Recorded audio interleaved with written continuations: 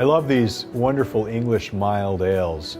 There are not a lot of them left, but the ones that are out there are real favorites with the English drinkers. About 100 years ago back in England, most breweries had really two different styles of beer. They had a bitter and they had a mild. And the bitter was the one they used a little bit more hops in, a little bit more hop aroma and hop bitterness, and the mild was a little maltier.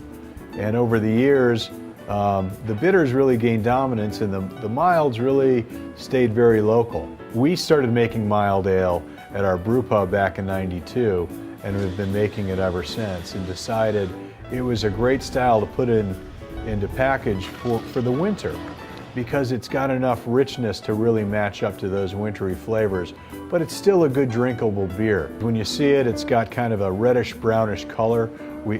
That comes from all the different malts we put in there. Put in a little bit of chocolate malt, a little bit of roast barley, to give it just a little bit of reddish brownish color.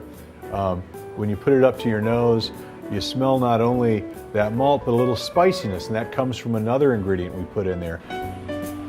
The British make their mild ale with some dark malts, give a little bit of color, a little bit more flavor and body. What we try to do is throw in a little rye malt for some spiciness, make it a little more American that way. And it gives it also a nice creamy richness that's very satisfying for a winter beer.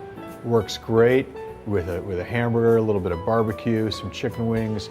Takes the edge off the heat a little bit with the richness of the malt.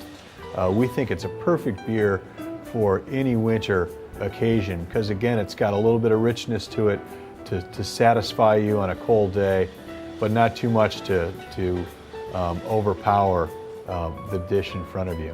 When you think of your Swiss cheeses, an Appenzeller, a Gruyere, all those things go real well with a nice rich beer like our mild winter.